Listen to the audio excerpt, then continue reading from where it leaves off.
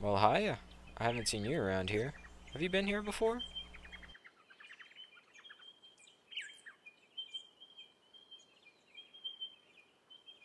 Well then, welcome to Lake Sherwood, West Virginia. I'm Gil, one of the many bluegill found in this lake, and I'll be your guide for this wonderful area.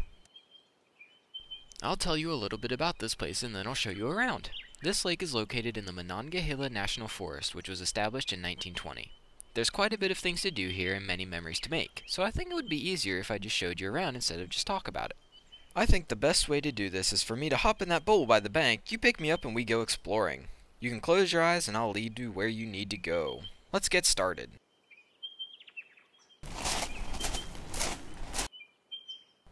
I put a map in the top right corner of your screen so you can see where we are.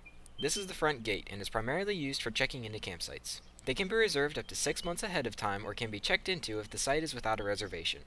Information can also be found here for the surrounding area. Just be sure to check out at this location before you leave. Alright, next stop, the playground.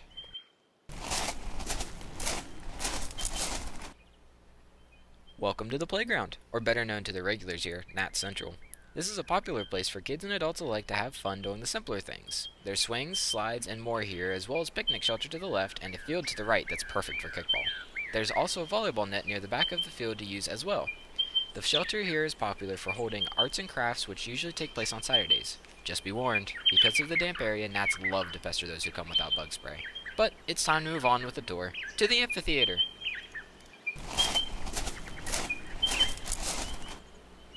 This is one of the least visited areas here at Lake Sherwood because there isn't much going on at this location.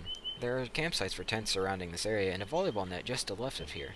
The big event that happens here happens every week on Saturday. They show a movie on the projector and it's free to anyone who wants to attend. It is recommended to bring a blanket or jacket to the showing because it does tend to get chilly and something to sit on is beneficial. Now it's time for some fun in the sun, the beach.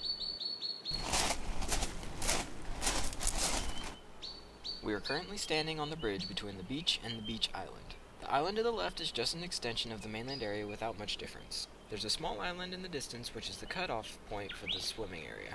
There are floating safety ropes that show this as well.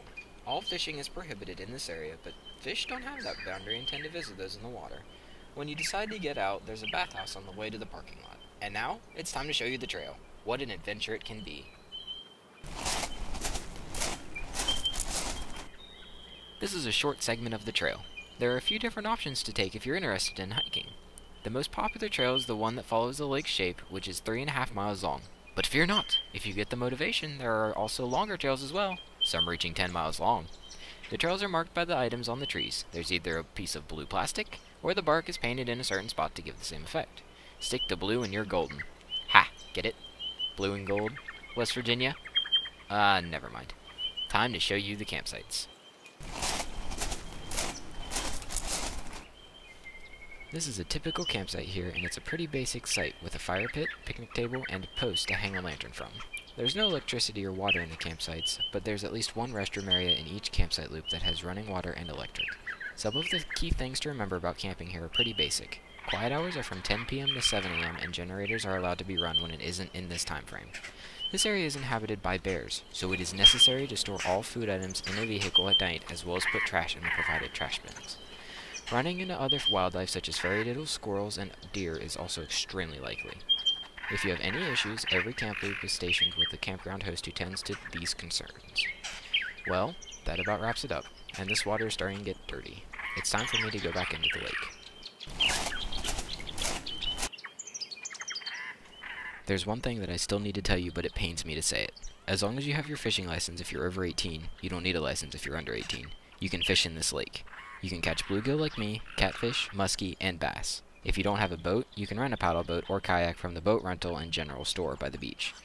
Well, now that you know what this serene area has to offer, my job is done, and it's time for you to go make memories for yourself. Goodbye, friend. Perhaps we'll meet again.